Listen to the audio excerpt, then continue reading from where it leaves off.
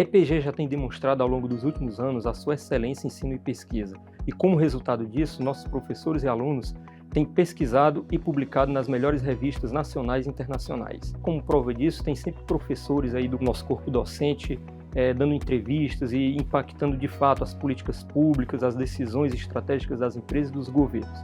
Uma pesquisa minha, por exemplo, exemplifica muito bem esse impacto da EPGE no mundo real. Então, uma pesquisa que eu fiz logo que o ChatGPT foi lançado, e eu muito rapidamente, com outros coautores, a gente decidiu mensurar o viés nessa ferramenta tão moderna e tão nova logo ali que surgiu.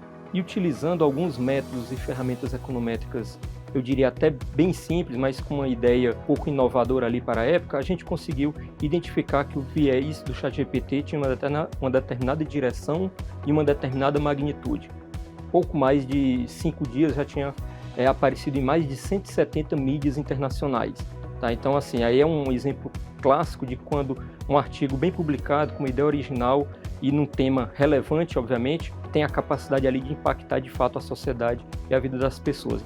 Nesse artigo em particular, a gente fazia extrações, utilizando a API do GPT, de textos sobre temas políticos, econômicos e sociais. E a gente percebeu, utilizando ferramentas estatísticas, ferramentas econométricas, que ele tem um viés à esquerda, utilizando dados americanos. Então ele é muito mais democrata do que republicano. Parte da repercussão do artigo também, eu acho que é importante mencionar, que era um tema novo, né, o ChatGPT, estava todo mundo falando sobre esse assunto.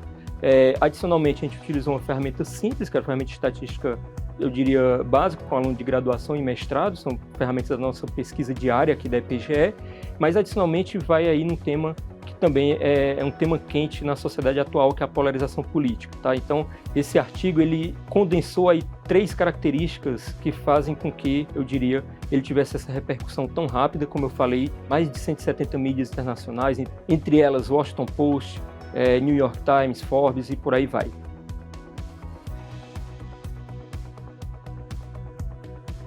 Um passo seguinte é fazer com que essas pesquisas, elas de fato, impactem a sociedade, as pessoas tomem decisões com base nos resultados dela. E aí, para minha felicidade, eu acompanhando as citações desse artigo, posteriormente, eu percebi que aproximadamente 1 ano depois ele estava sendo citado em importantes órgãos regulatórios e, na prática, também órgãos decisórios de governos, como, por exemplo, CEPAL, Parlamento Inglês, e até entrou para o cômputo de um índice sobre evoluções de IAs no mundo da Universidade de Stanford. Esse casamento da academia com os problemas do mundo real, uma tentativa ali de solucionar problemas práticos da sociedade, é sempre aí o nosso objetivo último como pesquisador.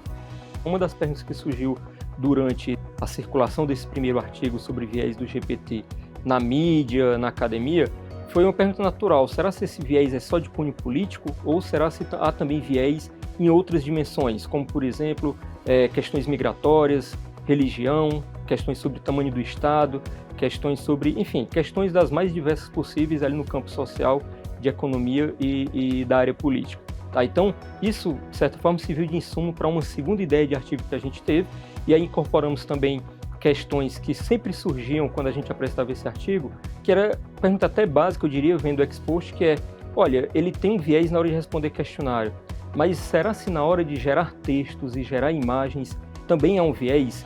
E se há um viés, será se ele é maior ainda, menor? Será se ele se amplifica? Será se é possível medir isso?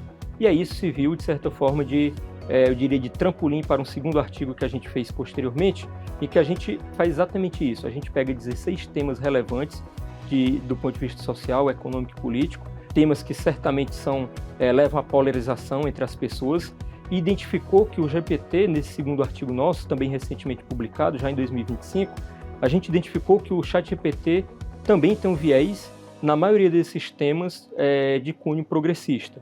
Então, o viés que a gente identificou lá no início da ferramenta, quando ela foi lançada, a gente percebeu também que ele não era só um viés político, na prática, em vários outros temas que interessam a sociedade, e o viés é na mesma direção e ele não está restrito a responder questionários, mas é um viés que também está presente na geração e interpretação de textos e também na geração e interpretação de imagens. Esse segundo artigo, então, eu diria que ele foi bem mais robusto em termos de uso de inteligências artificiais para gerar imagens com DALL-E e também para fazer classificação de texto com Roberta. Utilizamos também uma ferramenta do Gemini, ou seja, ele é um artigo que ele é meio que intensivo, eu diria, no uso de várias inteligências artificiais para chegar a uma conclusão muito básica e que todo mundo quer saber e que é resultado de discussões em vários fóruns, né? Que é se essa inteligência artificial tem viés e se tem viés, em qual direção. Agora fiquem abertos aí o porquê desse viés, né? Então, abre várias outras frentes de pesquisa para outros pesquisadores e para mim também, obviamente, e também adicionalmente como solucionar esse problema, né? Que é outro gargalo. E aí eu diria que é mais crucial ainda saber ou antever isso, porque esse processo de geração de conhecimento na era do Big Data e da inteligência artificial tem sido cada vez mais rápido, né? Então, às vezes a regulação não consegue acompanhar ao mesmo tempo e às vezes a própria pesquisa acadêmica também não consegue acompanhar em tempo real. Então, a gente já coloca ali os alicerces do que seriam a pesquisa acadêmica em economia e na interseção de economia com inteligência artificial.